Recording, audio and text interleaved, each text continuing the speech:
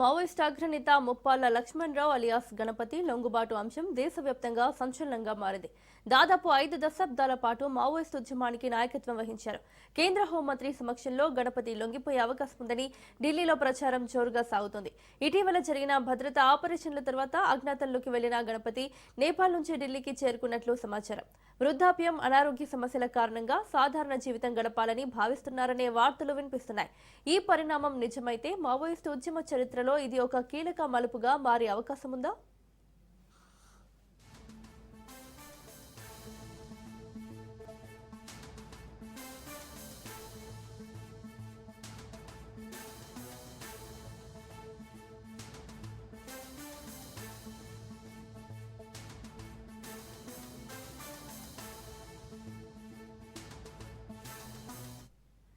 దేశంలో సాయుధ మావోయిస్టు ఉద్యమానికి ప్రతీకగా నిలిచిన గణపతి తొలి ప్రధాన కార్యదర్శిగా పనిచేశారు.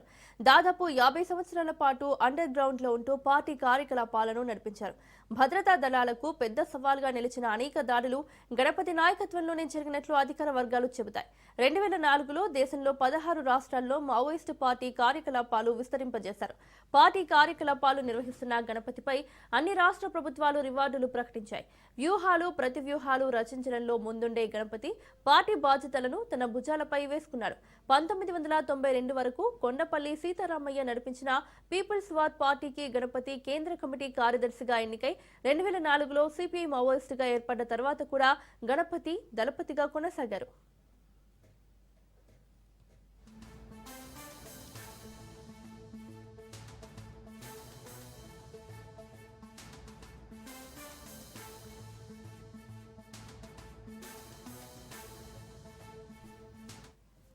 పంతొమ్మిది 1949లో ఉమ్మడి కరీంనగర్ జిల్లాలో జన్మించిన గణపతి యువకుడిగా ఉన్నప్పుడే రైతు ఉద్యమాల వైపు ఆకర్షితుడయ్యారు.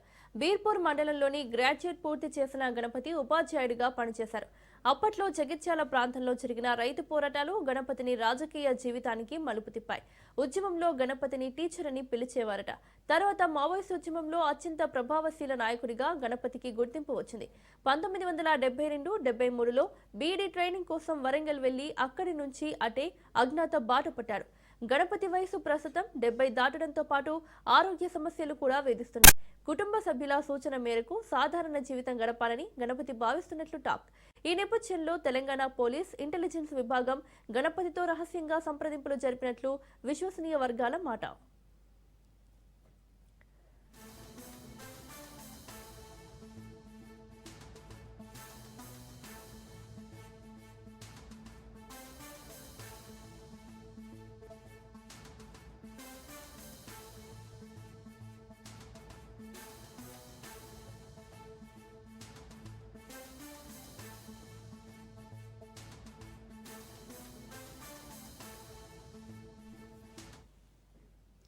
5 దశాబ్దాలుగా అజ్ఞాతంలో ఉన్న గణపతి అనారోగ్య సమస్యలతో ప్రధాన కార్యదర్శి పదవి నుంచి వైదొలిగారు.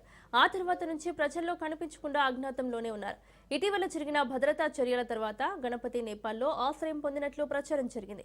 అక్కడి నుంచి తాజాగా న్యూఢిల్లీ చేరుకున్నారని సమాచారం.